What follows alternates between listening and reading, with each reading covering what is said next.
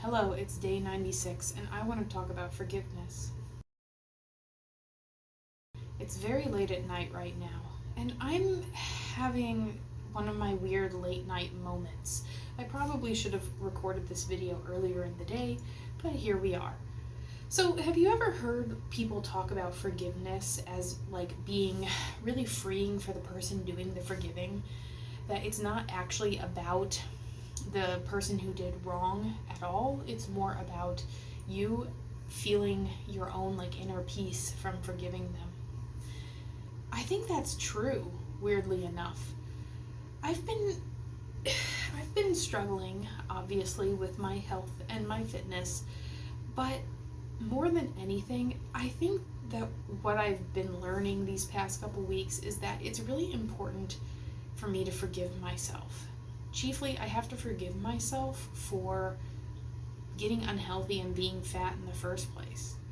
And not only that, but I have a lot of people in my life I have to forgive when it comes to my health. I have to forgive my brother.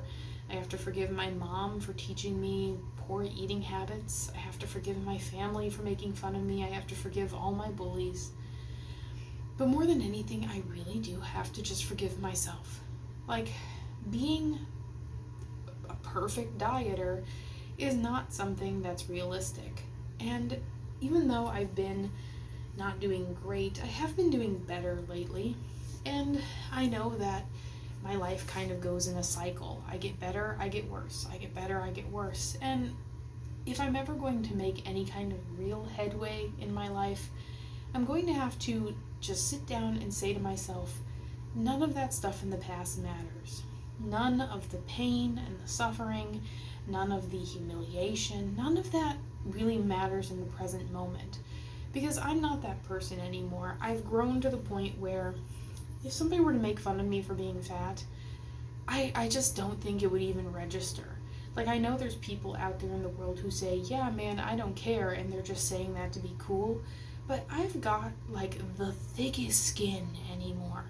It would just ping off like a raindrop on the back of a humpback whale. And we all know who the humpback whale is in that situation. But it's true that holding a grudge forever will just eat you alive. I definitely held grudges. I held grudges forever, and I've been trying lately to let it go, and it's been super difficult, super duper difficult, because I think that, again, society and our culture doesn't really want us to let things like that go. Think about like any movie ever. Think about like Princess Bride, Inigo Montoya.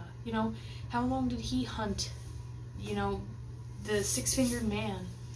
Think about like any kind of revenge story. John Wick, even like Game of Thrones to some extent. A lot of characters in Game of Thrones, actually. But like, think about any kind of media, and you're going to see that theme played out over and over again, about how holding grudges is inherently a noble thing to do, that vengeance in some situations is the correct path of action. But how do you take vengeance against people who are no longer even part of your life? How do you take vengeance against yourself for decisions you made in the past, decisions you made just this morning when you forgot your lunch again? But like with a lot of things in life, I think that there's levels to forgiveness. Some things are forgivable, right? Forgetting my lunch today, I forgive myself for that pretty easily. Other things are much harder, like years and years of psychological torture. Hard to forgive. Am I right? But whatever it is in your life that is causing you to struggle, I would urge you to try to put it in the past. Because we're not going to the past, you guys. The past is over, the past is done. We're headed straight to the future. And we have to go there with the lessons that we learned. Not necessarily the pain in our hearts, but the new armor that we have created out of whatever bad situation that we found ourselves in. Motivational speaking with Kara. Alright, I will see you guys tomorrow.